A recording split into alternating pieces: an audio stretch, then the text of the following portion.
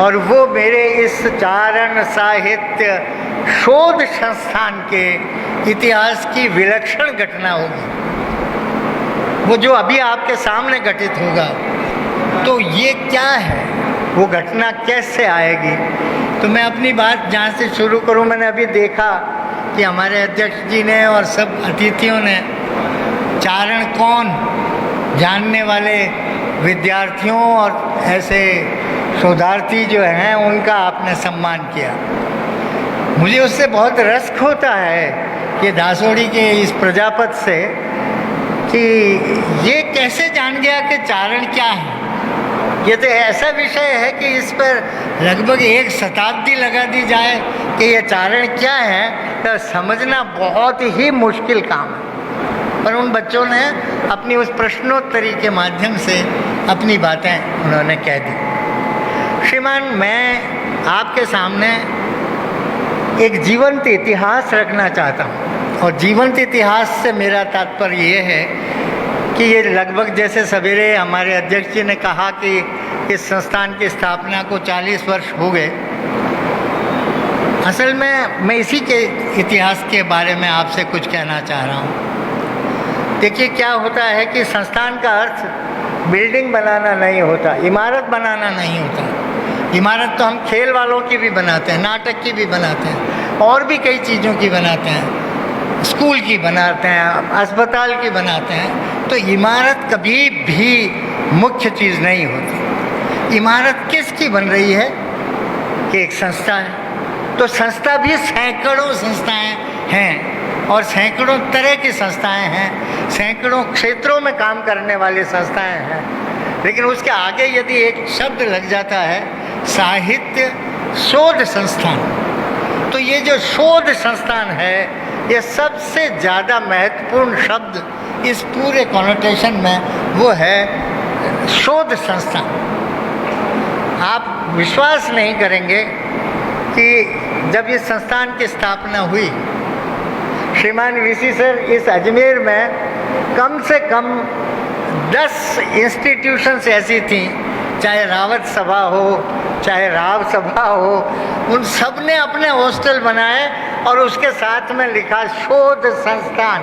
आज भी मौजूद है, आप सब लोग जाकर करके देख सकते हैं। उसका भी एक कारण रहा कि इस संस्थान को शोध संस्थान के नाम से यहाँ की यूआईटी ने, तत्कालीन यूआईटी के जो चेयरपर्सन थे और जो बोर्ड था, उन्होंने बहुत ही अच्छी घटी दरों पर, बल्कि नॉमिनल दरों से भी नीचे जाकर हम लोगों के इस संस्थान को 10,000 वर्ग गज ज़मीन दी, या जहाँ पर आप लोग सब अभी बैठे हैं। पर ज़मीन मिलना भी इतिहास नहीं होता, मैं उसकी भी बात नहीं करता। सैकड़ों बीघे पड़ी है, कई एक ओरण मैं जानता हूँ जो 1000 बीघा में है, उससे भी कोई महत्वपूर्ण नहीं होता। महत्वपूर्ण क्या है? महत्वपूर्ण है चारण साहित्य और उसके ऊपर शोध संस्थान।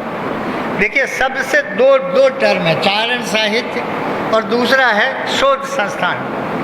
असल में ये दुर्भाग्य रहा कि सन 47 में जब ये राजस्थान बना और भारत आज़ाद हो गया, तब हम लोगों से एक बहुत बड़ी भूल हुई, और वो भूल ये थी कि हमारी जो भाषा नीति थी वो बहुत ही डिफेक्टिव थी, किसी काम की नहीं थी, और जो अनपढ़ लोग और जो कुछ भी नहीं जानते थे उनके हिस्से में ये तकदीर लिखने का काम उनको दे दिया था इस जनतंत्र ने। और उन्होंने सबसे पहला काम किया कि 1947 में जो मेरी स्थानीय भाषा थी राजस्थानी, उसको ज़िबे कर डाली, उसका कत्ल कर डाला, उसको मार डाला। जबकि एक भाषा बनने में 1000 साल लगते हैं, और 9वीं शताब्दी से राजस्थानी का इतिहास है। आप 1000 साल की किसी भाषा को बनते बनते 1000 साल लगे हों, उसको आप एक दिन में मार नहीं सकते। और इसलिए जब लोग कहते हैं ना कि वो एक जहाज़ डूबा था, फिल्म आई थी ना सर, वो है टाइटैनिक, तो श्रीमानों टाइटैनिक को डूबने में भी समय लगता है। ऐसा नहीं है कि पलक झपकते ही अंदर हो जाए। हजारों सालों की साहित्य की परंपरा जिसमें थी, और जो कंठ परंपरा में थे, वो मैं आपको बता नहीं सकता मैं अभी, क्योंकि मेरे पास समय नहीं है। दुर्भाग्य ये रहा कि डिंगल को नामवर सिंह नहीं मिले, डिंगल को रामविलास नहीं मिले, डिंगल को हजारी प्रसाद द्विवेदी नहीं मिले, डिंगल को शुक्ल जैसा इतिहासकार वो नहीं मिला। तो कौन इसकी आलोचना करता, कौन इसका मूल्यांकन करता? और आज की तारीख तक इसका मूल्यांकन नहीं हो पाया। हम आपस में ही इस कंठ परंपरा को लेकर एक दूसरे को सुनाकर खुश हो जाते हैं। हमें ये पता ही नहीं है कि इस डिंगल साहित्य का महत्वपूर्ण क्या है, वो क्या वैल्यूज़ हैं, वो क्या तत्व हैं जिन्होंने, बहुत आसान है ये कहना कि देश सेवा में ऐसा काम किया, देश सेवा में ऐसा काम किया। मैं एक संकेत में आपको बता दूं, संसार की किसी भी भाषा में, संसार की जो काम डिंगल साहित्य ने किया वो काम संसार की कोई भाषा नहीं कर सकी। और वो काम ये था कि एक तो हमेशा स्त्री और बच्चा, मैं भी उनमें से हूँ, मैं हमेशा युद्ध का विरोधी रहा हूँ और आगे भी रहूँगा। युद्ध मुझे बिल्कुल पसंद नहीं है, लेकिन पहली बार चारण था जिसने वीर रस के माध्यम से अपनी वीर सत्सई की परंपरा में आकर के और एक ऐसा परिदृश्य खड़ा किया जो विश्व की किसी भाषा में नहीं है, किसी साहित्य में नहीं है। और वो विषय ये था कि कायरों की मलामत करने के लिए, युद्ध से भागकर आए हुए अपने पति की प्रताड़ना करने के लिए उसने स्त्री को नायिका के रूप में अपने साहित्य में जगह दे दी और उसके मुंह से कहलवाया कि लहंगा पहन करके रह जा। ये जो खसूसियत है ये डिंगल साहित्य के इससे इतर संसार के किसी भी साहित्य में नहीं है, किसी भी। मैं आपको कहता हूँ एक दोहे से आप इसका आकलन कर सकते हैं। जब सूर्यमल मिशन कहता है, किसको कह रहा है? क्रेडल में, पालने में सो रहा बच्चा है श्रीमान, उसको अपनी माँ कह रही है। सबसे ज़्यादा माँ को प्रिय बच्चा होता है। और वो जो सुनने वाला है उसकी वय देखिए, उम्र देखिए कि वो अभी पालने में हीन रहा है, उसको उसकी माँ कह रही है कि ईणा न देनी अपनी हालरी है हुलराय, अरे पूत सिखावे पालने मरण बड़ाई माँ। क्या सिखा रही है? मरना बड़ा है। और वो समाज के लिए, वो देश के लिए ही तो मरना था। उन आतंकियों के वो जो आक्रांता थे, उन लोगों का मुकाबला कौन करे? नहीं तो हम कोई 600 साल तक गुलाम रह सकते थे। हमारे यहाँ तो जो भी आया हम पर राज किया। हम इतने वीर थे, हमारे पास ऐसे ऐसे वीरों को पंपिंग करने वाला साहित्य था, फिर भी हमारा दुर्भाग्य रहा कि हम 600 साल मुगलों के अधीन रहे और 200 साल अंग्रेज़ों के अधीन रहे। उसका रीज़न है, और उसका रीज़न है कि हमने उस परंपरा को समाप्त कर दिया जिस परंपरा ने देश की रक्षा करने का जिम्मा स्त्री को दिया और स्त्री को वहाँ खड़ा किया। उसमें नाथू सिंह मयरिया से लिखता है एक जगह के, भाभी जाल बंदूक, मैं तो तलवार लिए खड़ी हूँ, तू बंदूक ले ले, ये शत्रु आ गए। यह जो साहित्य का की चेतावनी और उसका जो मुकाबला करने का जो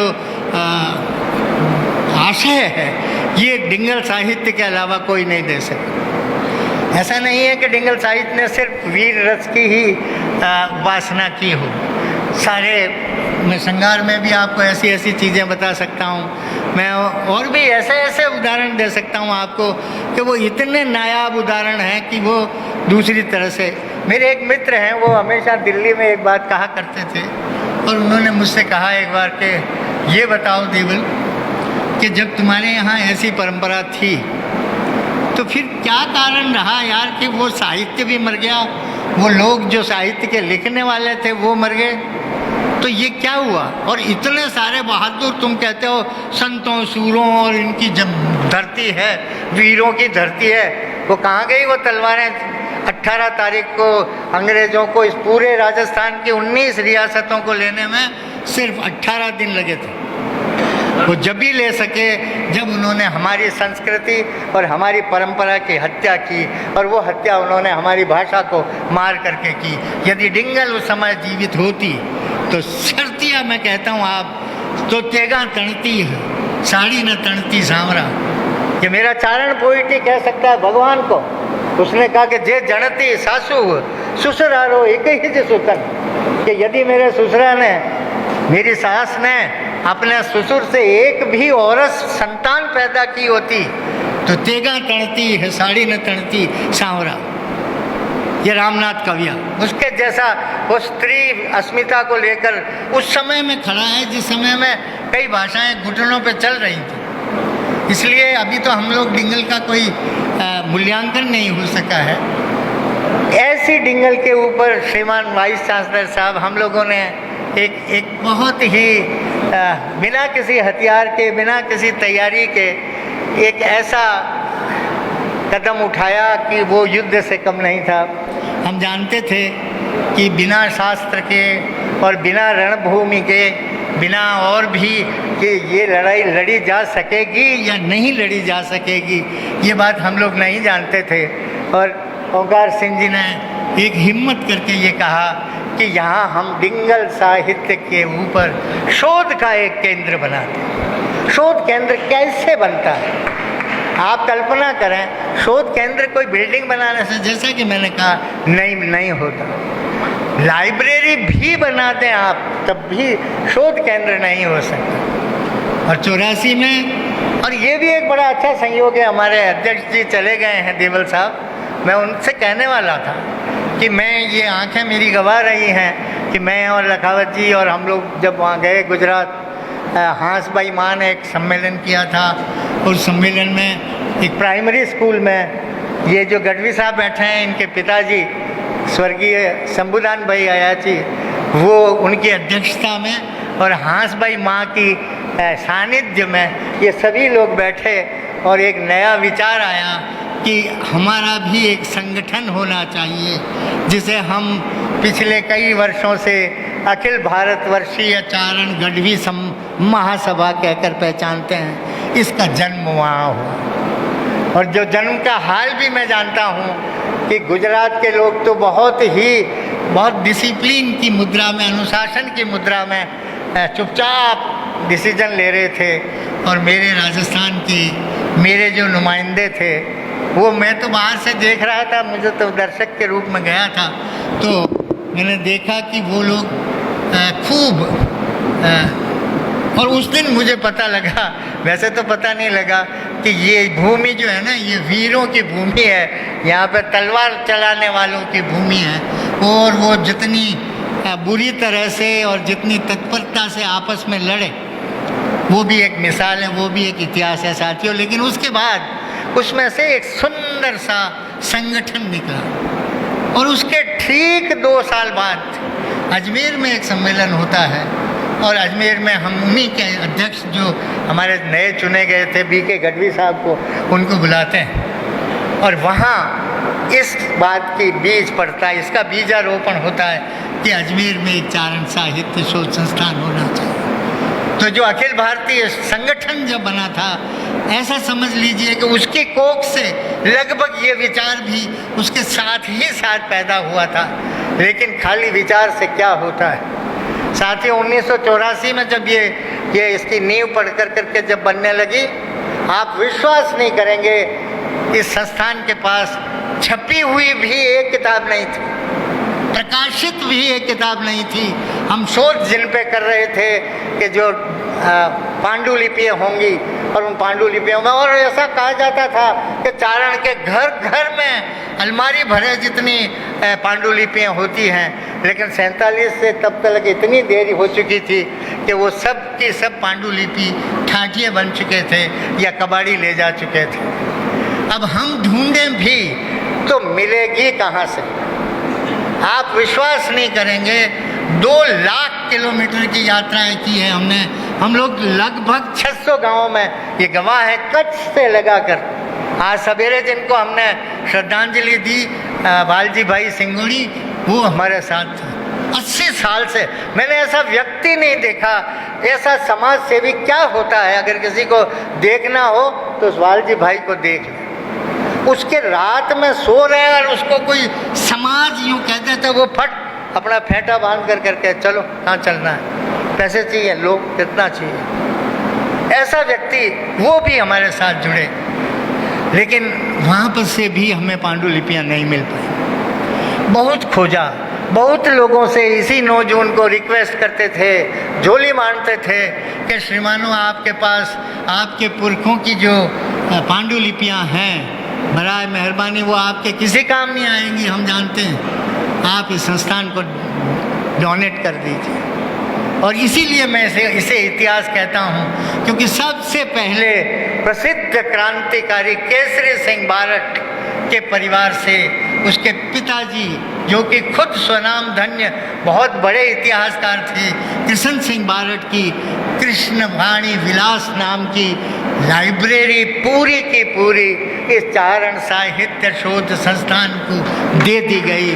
और वहाँ से एक यात्रा शुरू होती है कि कैसे एक लाइब्रेरी को दिया जा सकता है या लाइब्रेरी का सही उपयोग क्या हो सकता है। उसके बाद फिर एक दिन अच्छा सोने का सूरज उगता है जब हम लोग बूंदी जाते हैं, और बूंदी में हमें अपने समय का, मेरा ख्याल है अपने समय छोड़ करके आज की तारीख तक भी न केवल चारणों में, मुझे राजस्थान में इतना बड़ा कोई बुद्धिजीवी, इतना बड़ा भाषाविज्ञ, इतना बड़ा छंदों में निष्णात, इतना बड़ा अलग अलग भाषाओं का जानकार और उनको बरतने वाला अभी तक पैदा नहीं हुआ।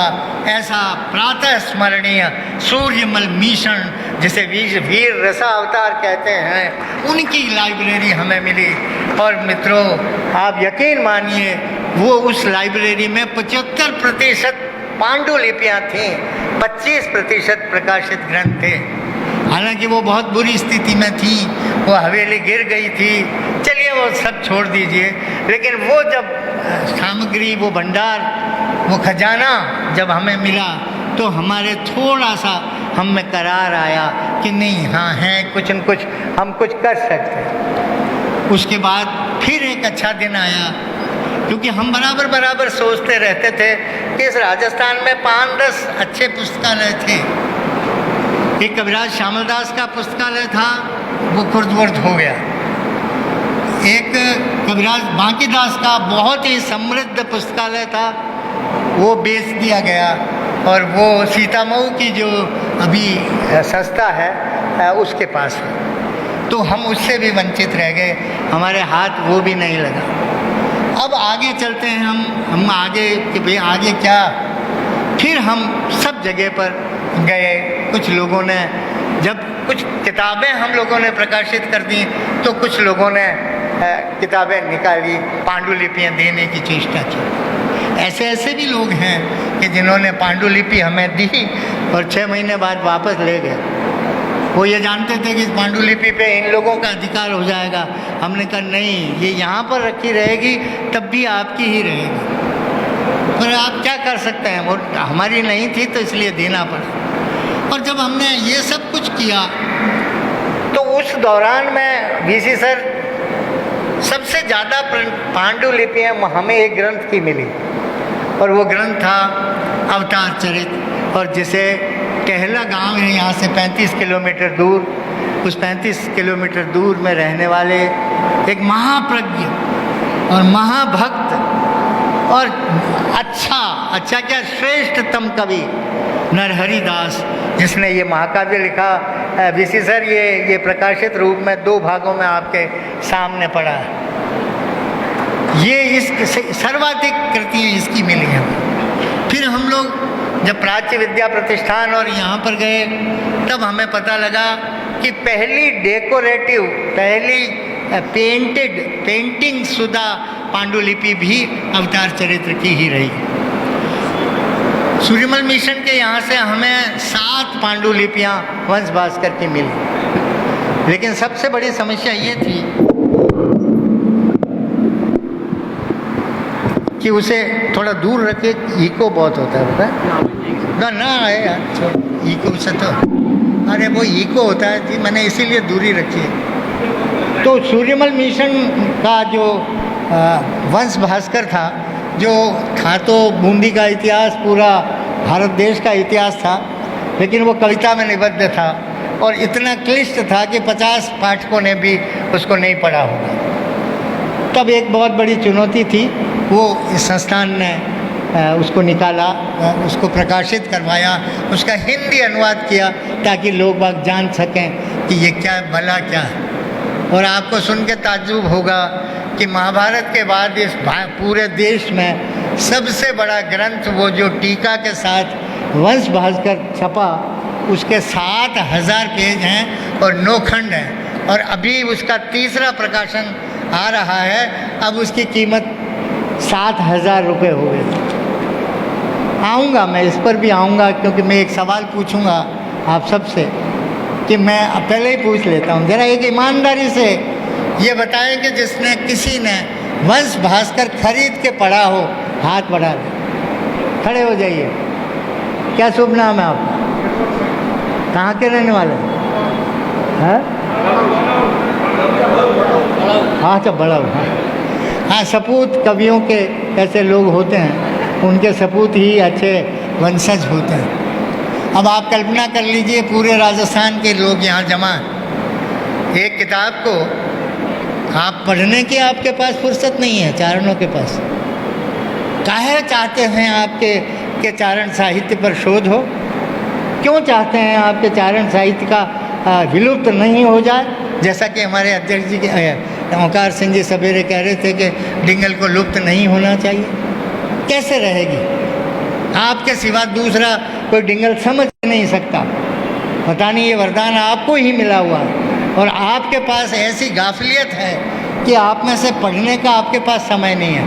अखबार पढ़ने का समय है, मनोहर कहानियाँ पढ़ने का आपके पास समय है, आपके पास सिनेमा देखने का समय है, शाम को अपनी माला जपने के लिए आपके पास समय है। नहीं है समय तो आपके पास साहित्य पढ़ने का समय नहीं है। तो आप एक सुर में कह दीजिए ना कि ये फिर इस शोध संस्थान की ज़रूरत क्या है? क्यों ये इतनी एनर्जी लगा कर करके ये काम किया जाए? ये काम कौन करेगा?